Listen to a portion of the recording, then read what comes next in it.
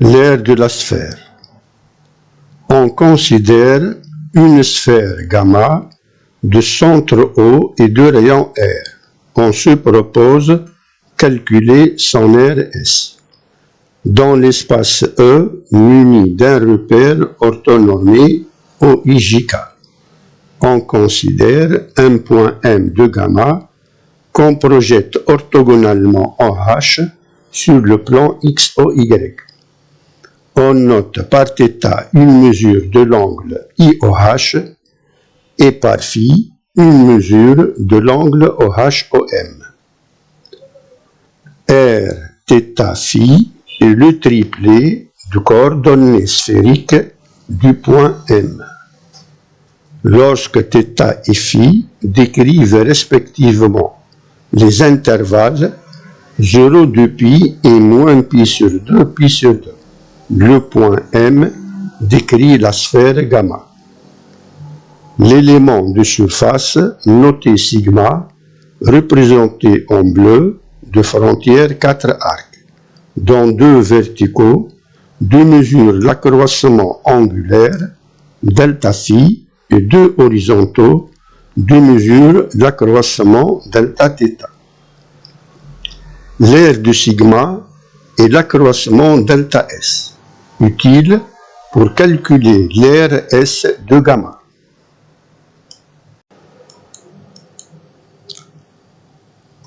Le calcul de delta S exige le calcul de longueur des arcs MM' et MM seconde. MM seconde est un arc de mesure delta phi et de rayon OM égale R, donc de longueur L égale R fois delta phi. L'arc MM' se projette orthogonalement sur le plan XOY en arc HH', de même mesure delta θ et de même longueur L'. Comme HH' est de rayon OH, alors sa longueur est L' égale OH fois delta θ. Or, OH est le côté adjacent à l'angle phi inscrit dans le triangle rectangle OHM, d'hypoténuse OM. Alors, OH égale OM fois cosinus phi. Il en découle L' égale OM fois cosinus phi fois delta θ égale R fois cosinus phi fois delta θ. Si on assimile provisoirement les arcs au segment, alors l'élément de surface sigma sera considéré un rectangle d'aire delta S égale L fois L' égale R carré fois delta phi fois delta θ fois cosinus phi. L'animation ci-contre est conçue pour valider les considérations précédentes, selon lesquelles l'élément de surface sigma est assimilé à un rectangle et ses bords arqués au segment.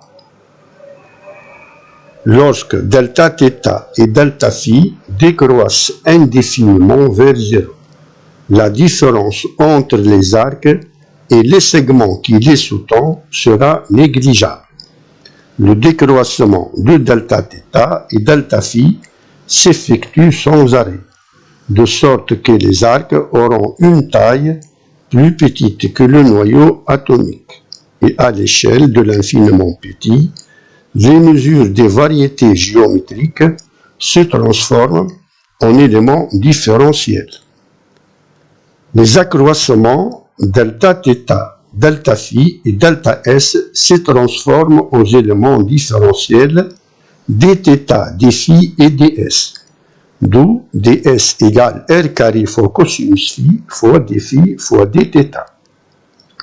L'aire S de la sphère gamma est l'intégrale double de ds pour θ et phi décrivant respectivement les intervalles 0,2 pi et moins pi sur 2 pi sur 2. D'où S égale l'intégrale de moins pi sur 2 à pi sur 2 de l'intégrale de 0 à 2 pi R carré cosinus phi dφ dθ.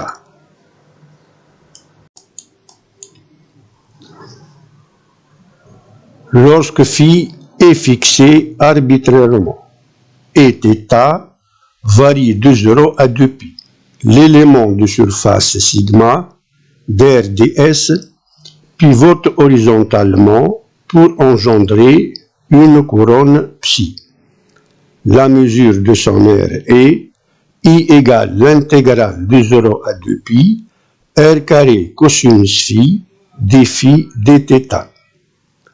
La quantité R carré cosinus phi dφ est une constante pour la variable θ. En appliquant la linéarité de l'intégrale, on obtient I égale R carré cosinus phi dφ que multiplie l'intégrale de 0 à 2π dθ. D'où I égale 2π R carré cosinus phi dφ.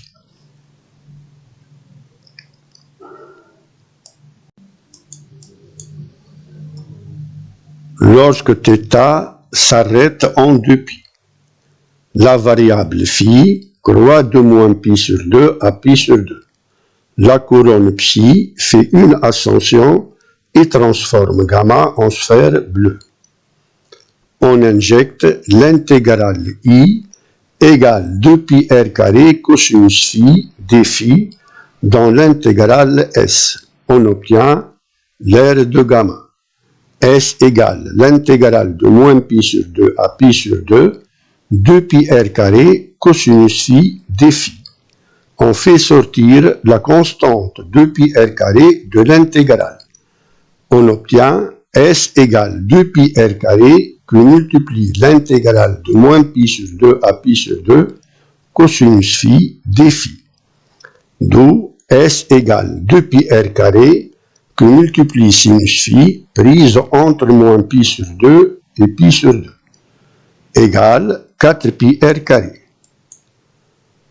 Comme π R carré est l'aire d'un disque D de rayon R, alors l'aire de la sphère gamma est 4 fois l'aire de son ombre. L'ombre d'une sphère est tout disque de même rayon. C'est un langage astronomique utilisé pour expliquer les éclipses. L'éclipse se produit lorsque 3 astres coïncident sur une même ligne droite. C'est le cas d'une étoile et 2 planètes, où l'une d'entre elles se place dans l'ombre de l'autre.